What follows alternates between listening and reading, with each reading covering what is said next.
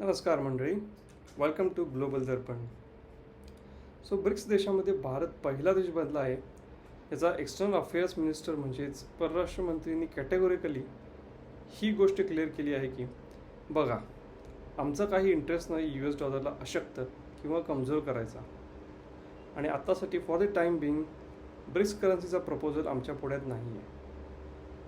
हा खूप important statement दिला आहे भारताच्या परराष्ट्र मंत्री म्हणजेच डॉक्टर एस जयशंकर यांनी.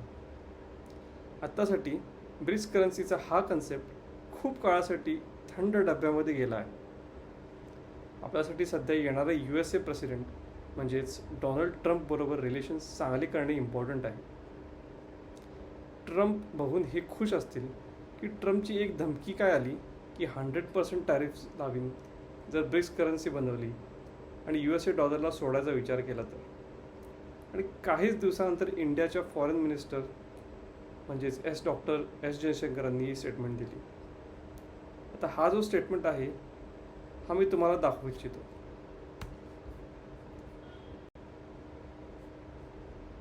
Where the BRICS remark was concerned, I think, I'm not exactly sure what was the trigger for it, but we've always said that, look, India has never been for de-dollarization.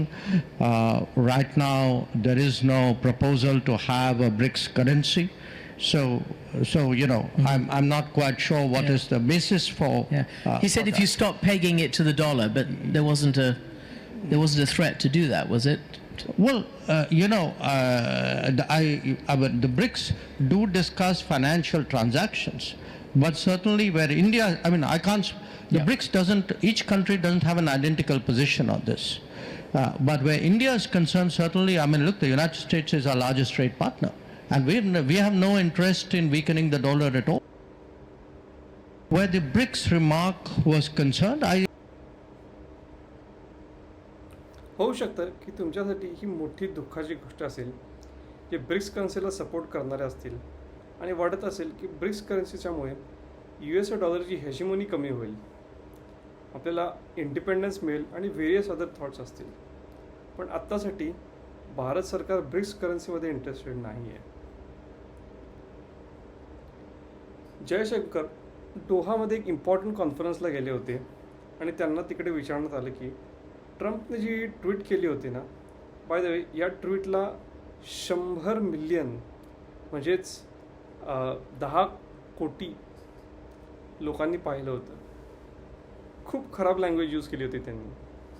ट्रम्पनी BRICS कंट्रीजला धमकी दिली होती की 100% tariff लावीन जर तुम्ही US export पण करताय आणि BRICS करन्सीचा पण यूज करताय. जर तुम्ही असं केला तर USA इकॉनॉमीला तुम्हाला गुड बाय करावं लागेल अँड गो फाइंड अनदर सकर. खूप जास्त कठोर शब्दांचा वापर त्यांनी केला. ॲपरेंटली ही USची हेजिमोनी आहे आणि बाकीच्या कंट्रीजची डिपेंडन्सी आहे $वर. त्यामुळे ट्रम्प हे अशा भाषेत बोलण्यात जराही हिचकले नाही.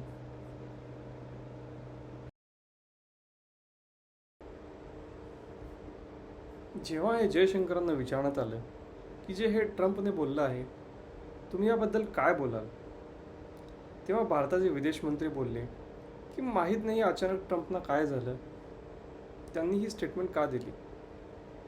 पण आम्हाला तुम्ही विचाराल ॲज इंडियन्स, सध्या आम्ही इंटरेस्टेड नाही आहोत ब्रिक्स करन्सीमध्ये आणि असलं कोणतंही प्रपोजल नाही आहे आमच्याकडे.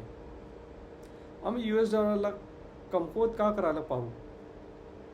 तुम्ही बघाल तर ट्रम्पला खुश करेल अशी ही स्टेटमेंट दिली की US तर आमचा खूप मोठा ट्रेडिंग पार्टनर आहे. आणि गोष्ट पण बरोबर आहे, इंडियाचा सगळ्यात मोठा ट्रेडिंग पार्टनर आहे US. USA बरोबर जेव्हा आपण ट्रेड करतो तेव्हा आपल्याला फायदा होतो, कारण USAला आपण जास्त प्रोडक्ट्स एक्सपोर्ट करतो म्हणजेच विकतो, आणि कमी प्रोडक्ट्स इम्पोर्ट करतो म्हणजेच विकत घेतो. त्यामुळे ट्रेड सरप्लस आहे इंडियाकडे. अशा असल्यामुळे इंडियाला फायदाच होतो. तर डॉक्टर एस जयशंकरांनी बरोबर बोललं की जो देश आपला सगळ्यात मोठा ट्रेडिंग पार्टनर आहे त्याची करन्सी आम्ही का कमकुवत करायचा प्रयत्न करू. तेव्हा इंटरव्ह्यूअरने अजून एक प्रश्न विचारला की चला तुमचा इंटरेस्ट नसेल, पण बाकी ब्रिक्स कंट्रीजचं काय आहे? रिसेंटली ब्रिक्स समिटमध्ये तुम्ही बघितलं असाल की रशियाचे प्रेसिडेंट व्लादिमीर पुटिन ब्रिक्सचे कन्सेप्ट करन्सी घेऊन करत होते. ही ती नवीन ब्रिक्स करन्सी आहे. तेव्हा जयशंकर म्हणाले की ब्रिक्समध्ये हे डिस्कशन होत असतात, पण इंडिव्हिज्युअल लेवलला इंडियाला कोणताच प्रपोजल आलेला नाही आहे याबद्दल. भारताचा हा स्टान्स बाकी ब्रिक्स कंट्रीपेक्षा वेगळा आहे. ब्राझीलला तुम्ही बघाल तर ब्राझील खूप एक्सायटेड आहे, एन्थुझियास्टिक आहे ब्रिक्स करन्सीला घेऊन, की आपण नवीन करन्सी काढू, याची व्हॅल्यू कशी पेग होईल एक्सेट्रा. रिसेंटली रशियाने पण ट्रम्पला उत्तर देत हे बोललं होतं की